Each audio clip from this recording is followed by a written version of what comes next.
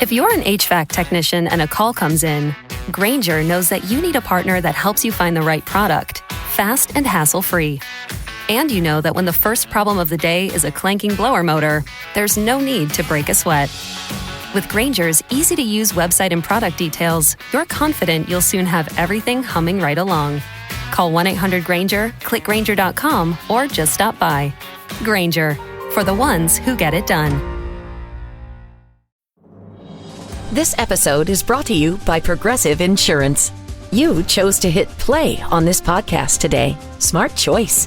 Progressive loves to help people make smart choices. That's why they offer a tool called Auto Quote Explorer that allows you to compare your Progressive car insurance quote with rates from other companies. So you save time on the research and can enjoy savings when you choose the best rate for you. Give it a try after this episode at Progressive.com. Progressive Casualty Insurance Company and Affiliates. Not available in all states or situations. Prices vary based on how you buy. Every team, every topic, everywhere. This is Believe. Hello and welcome to a special bonus episode here of Orioles on the Verge this week. Special episode in one way, unique in another. I believe this is the first episode in 6 years we've been doing the show that you're not hearing Zach's voice in our normal weekly show here for the intro. But I'm here, Nick Stevens here, Bob Phelan here as always, and a special episode tonight because we have current Orioles pitching prospect Micah Ashman on with us, 11th round pick of the Tigers last year or in 2024. Micah joined the Orioles at the 2025 trade deadline that sent veteran starter Charlie Morton to the Tigers in a 1-for-1 swap. He's here now and he's with us tonight. So Micah, thank you for joining us. And how's the offseason been treating you so far? Thank you guys for having me. Offseason's been great. Just out here in Utah, back with my family. It's awesome spending time with family again. You definitely miss it while you're out there playing. So it's been good. All right. You were one of the many new additions that the Orioles brought in at this year's trade deadline. A lot of you guys.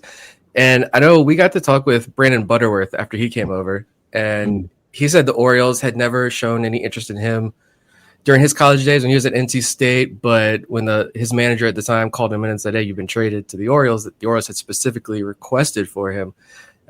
Did you have any conversations with the Orioles when you were at Utah, or had the Orioles shown any interest in you in the past before you were traded? No, honestly, I can't really remember.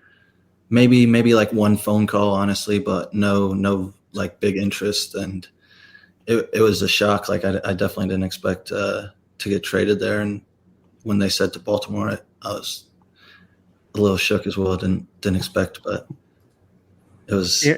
I'm glad how it shaped out. If I'm remembering correctly, I want to say it was one of those announced after 4 p.m. or after the actual deadline. It was like one of the last trades that went through. Yeah, everybody in the clubhouse thought it was done. We were getting in the showers and stuff, and they pulled me out. So it was right there at the end. 2025 was your first full year as a pro. Was there any, like, when you go to the field that day, you know it's trade deadline day, but as like a first year guy, really, was there any like, oh man, am I going to get called in? Is this it for me, or is it just like I'm new here? They're not going to move me yet. Yeah, no, not 1% of me thought I was going to get traded that day. I definitely thought I was going to be a Tiger after that day, but yeah, you can't control it. So all right, let's see. Get the Orioles fans to know you a little bit. I'm sure they might have followed box scores. We've talked about you on here before. But what's your repertoire? What do you bring to the table? What's your plan of attack since you became a pro? My plan of attack. My college coach kind of was big on keeping like things basic. So that's kind of how I like to think. You know, baseball can get so hard, and you can think about the little things so much. So when you can just kind of go back to the basics. So my biggest thing is strike one. Like that's what I want to do. And then repertoire for pitches, I got a fastball, slider, and splitter. So my fastball and slider are definitely those two pitches that I like the most and feel like I could throw anywhere. The splitters, there. I use it, but I'm definitely still working on that one and tinkering with it the most. Is that more of a change of pace at this time? Yeah. Yeah. Yeah, that's where most of my attention is right now. So, well, I mean, everything you could control in 2025, you did an incredibly good job at. I mean, strikeout rate, fantastic. Walk rate, fantastic. And didn't give up a single home run. The FIP, 1.56 between all three levels. So, yeah, I mean, that's something to be proud of for sure. Thank you, man. I appreciate that. Yeah, is it what areas of your game do you think have evolved the most since turning pro? Because like Bob said, you've really been like a control artist, if you will. I don't know if you like that term or not, but like even going back to your college days, a 3% walk rate at Utah for your final 2 years, sub 6% walk rate in your first 4 years of pro. Like, what allows you to remain so dominant in the zone, especially given your size? Because you're listed at 6'7", so I'm gonna assume that's correct. Yeah, I am there. It's the kids love asking me. That's funny. So yeah, when that came out, yeah, I feel old. I'm only 23. I don't even know what the stuff is anymore. But no, that's also something I've really took a lot of pride in is trying to challenge guys and make them beat me. There's nothing I hate more than giving something free, anything free. So in college, it was a lot easier. I threw a lot of fastballs. I don't know if anybody I was 80% fastball. So it was a lot easier then. But in pro ball, I developed a slider a lot more. But just being able to get ahead is that biggest thing. And then going from there and the slider, developing that slider in pro ball was probably the biggest thing I've done from my college days. So just being able to land that when I want, where I want, expand. So but yeah, and being scared as well, just going out there and not caring who's in the box and just trying to go out and attack the strike zone is kind of how I like to think. And it's like a lower 90s fastball. I want to say 91 to 94. And yeah. Then, but clearly, whether it's arm angle, the inverted break, or what have you, it's clearly doing something. Deception. Those guys seem to struggle, which is nice always. Is there, after the trade deadline, you only had 5 or 6 weeks left in the minor league season. So I'm sure this probably varies from player to player, but when you came over to Baltimore, are there immediate conversations? What was that whole process like? Were there immediate conversations of hey, we like that you do this and this, but we want you to start doing this and this? Or is it just, we like you for who you are, keep doing what you're doing, settle in, and we'll talk about any tinkering or anything we want to do maybe with an off-season plan? That first week we had a few just what they liked about me, what they saw in me, what things I did that they went out and traded for me. So that was nice, but nothing quite on the tinkering side, which they just kind of said, go out, throw how you've been throwing and just try to perform. We'll work on stuff on the off season. So, I mean, that was real nice. It would have been a little bit of a shock getting to know a whole new org and then trying to change something with all my pitches or doing something. So they just kind of let us roll. So that was pretty nice. Yeah, it has to be a little bit overwhelming. A lot to take in, learning people's names even. And I know. I was just feeling like I was getting to know those Detroit guys. So it was crazy. But a lot of new guys there too. So it was pretty welcoming. It was a good area. That's good to hear. And so heading into this offseason, what has it been like? What has the communication been, and what do they have you? If you don't have to say obviously specifics, but what do they got you doing, and how do you think use of analytics or player development tools does the Orioles do versus the Tigers did? Communication this year, they gave me. So we each have a group of pitchers with a pitching coach, and I got Jordy Henry, the AA coach, so someone I was already familiar with, which was nice. So we just communicate basic stuff, how I'm throwing, how's my arm feeling, some video, send him some video of me throwing. But big thing we're working on this year is just trying to get stronger, working a little bit harder in the weight room, and just that splitter, just trying to tinker with that, get it more comfortable, feel out of the hand, and and get it to just go, get a little more movement is just what we're after. So that's where it's been. Hey, if the splitter starts working, what are the odds you could transition to a starting pitcher role? I would love to. I'd love to say I could, but only time will tell. Those dudes throw a lot. I mean, that once a week would be nice, but right. At least as a reliever, you can move faster through the system, get to the majors at a quicker rate, potentially. Totally. Yeah, I was going to say, I'm assuming you still are since you just graduated in 24, but I know you're the all-time saves leader at Utah, and every appearance you've had as a pro has been out of the bullpen. Has there ever been any thought about starting, or is your mentality like, I like getting up with, ninth inning, eighth inning, late in the game with the game on the line? That's when I thrive on the mound. Doing that, going in those late innings is definitely something I love. I don't know if I would love starting. I don't know how I would do that. I've never done it, but I've always just kind of been like, put me wherever. I love to do whatever, just throw. That's kind of what I did in college. Just younger, I was like, throw me in the pen. Like, I'm not refined enough to start. Just throw me in the pen. And pro ball kind of similar, like, just throw me in the pen. I got 2 pitches, throw me in the pen, see how I can do. So it's not like something I'd be opposed to, I love pitching, so I'm sure I would love it, but it's just something I really haven't had the opportunity or quite like the skills. This episode brought to you by Progressive Insurance. Do you ever find yourself playing the budgeting game? Shifting a little money here, a little there, and hoping it all works out? Well, with the Name Your Price tool from Progressive, you can get a better budgeter and potentially lower your insurance bill too. You tell Progressive what you want to pay for car insurance, and they'll help find you options within your budget. Try it today at Progressive.com. Progressive Casualty Insurance Company and Affiliates. Price and coverage match limited by state law. Not available in all states.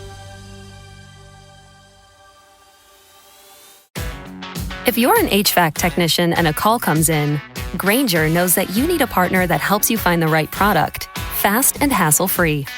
And you know that when the first problem of the day is a clanking blower motor, there's no need to break a sweat. With Grainger's easy-to-use website and product details, you're confident you'll soon have everything humming right along. Call 1-800-GRAINGER, click Grainger.com, or just stop by. Grainger, for the ones who get it done. I know everyone says at the end of the day, like, baseball is baseball, right? But, maybe the opposing pitchers or hitters are maybe just a little bit more dialed in.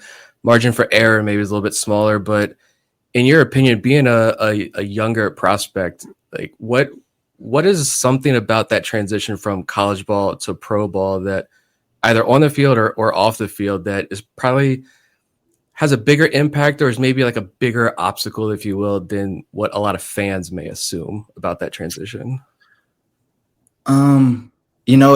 Going into that first year, it is weird going from that college game. It's the same game, but it's different. In college, I feel like there's a lot more care for like whoever whoever that freshman in who could get in the ninth.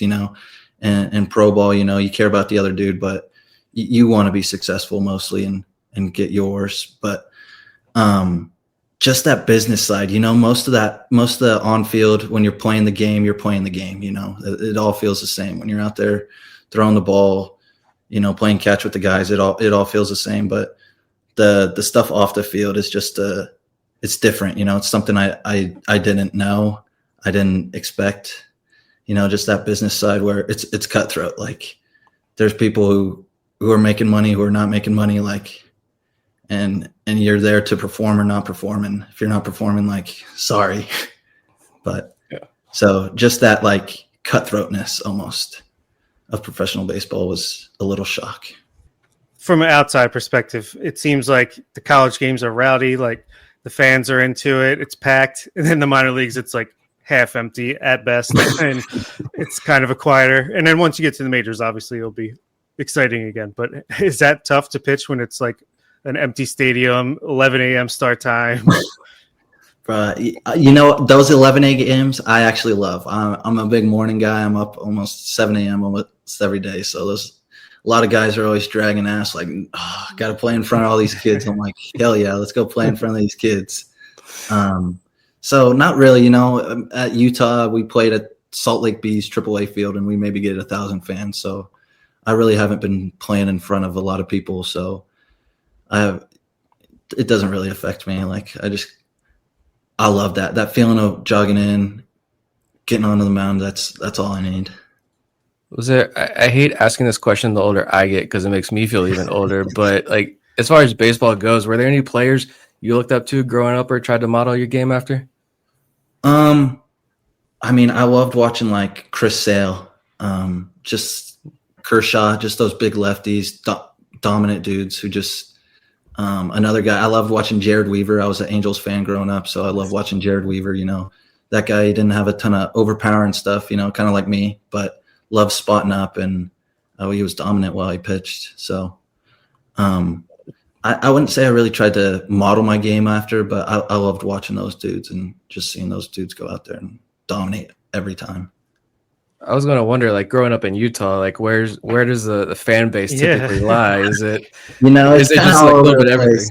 Yeah. I just followed my dad. So my dad's from Southern California. So almost like every sports team he liked. So it's unfortunate. I was an Angels and I'm a Raiders fan. So, he didn't do me good. We're not doing a lot of winning, but hey, better than a Rockies fan. A lot of people are like Denver, a lot of Denver fans, like the Rockies or Broncos or where else? California, a lot of Dodgers fans. They're everywhere. Well, yeah, a lot of them over here too. So how did you go all season without giving up a home run? Is that just like I don't know. I would say, what was it? Like a month left in the season. Carter Rustad on in Bowie, he was like, "Man, how many home runs have you given up?" I was like, "Oh, don't say it. Come on, don't ask me that. I can't answer that." So I don't know. I'll say I got lucky. So. What's anything for looking ahead to like 2026? Are you someone who like sets like specific goals? Like I'm out to achieve this year as far as like career wise, or is there just like a part of your game you're looking forward to like really honing in on next season? I think it's a hard business to go out and be like, man, I have to go do that, or I have to go make AAA or something. So I don't try to keep those kind of goals. I'm not trying to be real specific about, but like personal goals, like I want to gain weight. I want to gain like 10 more pounds. That's something I'm super specific on. And that splitter, that's something I really want to that's what I've been putting almost all my effort into. So just working on that and getting stronger. So that's all I've really been working on in the off season. It feels like not much, but it's been good. I've been going fishing, so that's always fun. Yeah, as long as you can control the things you can control, the rest will take care of itself, right? So exactly. That's how I like to think. That's how this game likes to treat you. So I do have talking about Utah and your dad growing up there. I remember after the trade deadline. And because I'm gonna be honest, I didn't know who you were after the trade deadline, so I'm looking up. All right, who is this guy? What is he throwing? He's one of us now. He's in this organization. Being born here, I'm in Virginia. I'm born and raised here. I have no connection to Utah or anything, but I'm a big college football fan, and so I know like Utah, BYU, the Holy War. And I remember looking at your player page. Your dad played football for BYU, and your mom played at BYU. So like, how did you end up at Utah?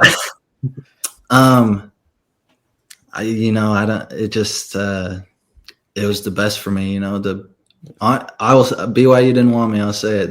They didn't really want me. So I ended up being at Utah, and I always kind of had a little chip on my, I hated it, They're lost, But, I don't know. I probably wouldn't have ended up going there. It's not for me. But gotcha. I love Utah. So it was just I would say God's plan. So just how it all worked out. Yeah. Well, since you came into the Baltimore organization, have you been able to, Is there any player or coach in particular that you've been able to connect with since you've come over, or is it just getting to know everybody still? A lot of those Bowie guys, I felt like I got a pretty good connection with. One of my locker mates was Tyson Neighbors. Oh, nice. Another trade guy. So it was easy kind of bond over that. You'd be like, hey, we're new guys. Like, let's stay close. So we played catch. We was my catch play partner. So him, I lived with Lloyd. I really liked him. He's a really good character. Super nice. Pretty much that whole AA roster, honestly, those were all great guys. That's Creed cool, Williams, another great guy. Made me feel real welcome. Holy cow. Butters, you're talking about him. He's a great guy. Yeah. I loved him. He was a good character. A lot of those guys. Enrique, good character. He was just a lot of outstanding guys. I didn't feel like an outcast or anything. So I felt real included. It was really nice when I got there. That's awesome. And before we get to our last question, I know some of our patrons in the Discord wanted to know any good nicknames you have that we can start to refer to you. I don't know how many I can. People call me Big Mike. Some people call me Ass Man. But that's really it. Not a whole lot. All right, we'll work on it. Love it. Yeah, people love that whatever from Seinfeld. It's my parents' age like that one. They license plate. Yeah. Yes, sir. This will definitely get out there. So when you come in late in the games, you'll hear it from some fans. Some of the diehards who listen to this and go out there to those Bay Sox games. Hopefully Norfolk games. Hopefully in Norfolk at some point next year. But we kind of like to end whenever we have players on. We kind of like to end with this question because I feel like it's honestly where we learn some of the most. And I know you're newer, so you can take it either way. Okay. If we're gonna pretend like you're hit tool strong and you're in the batter's box. You're in the batter's box, and you got to go up against. Well, who is the one guy, your teammate here in the Orioles organization? Who would you not want to see out there on that mound? Bro, any of them. Probably Ogando. I would not want to see Ogando. Isn't that like what Butters said? Or De Leon, lefty on lefty, no, De Leon, no chance. Yeah, he really ended the year strong. That's for sure. How about if vice versa, you're on the mound, bottom of the ninth, bases loaded, what have you? What hitter? It could even be from the Tigers organization because, man, they got some really good hitting prospects too. Who would be the last guy, or who would I want to face? The last guy? No, the last guy you want to see up there. Yeah. Bruh, I don't know. I'll say it because he's probably. I'll say Kevin McGonigal. I watched that guy hit a lot. That is fair. Outstanding hit too well. I'll say him probably. But I did get him out. I faced him once this year. I got him out. Nice. I'll hold that over him. That's awesome. Love it. All right, man. Well, yeah, thank you so much for joining us. It was awesome to get to know you. I know a lot of our listeners are hopefully going to enjoy this, and hopefully you're back in Double A at least to begin the year. Like I said, hopefully you're a little bit further away in Norfolk at some point next year, and hopefully we'll see you out there at the field sometime this year. Yeah, hopefully I get to meet you guys. Thanks for having me on. It was awesome. Of course. Yeah. Thank you, man. Enjoy the off season. Enjoy the holidays. Thank you. You guys as well. All right. Thank you. See ya. Bye. See ya. If you're an HVAC technician and a call comes in, Grainger knows that you need a partner that helps you find the right product, fast and hassle-free. And you know that when the first problem of the day is a clanking blower motor, there's no need to break a sweat. With Grainger's easy-to-use website and product details, you're confident you'll soon have everything humming right along. Call 1-800-GRAINGER, click Grainger.com, or just stop by. Grainger, for the ones who get it done. If you like the show, please take a moment to rate, review, and subscribe. It really does help the show to grow. Thank you for listening.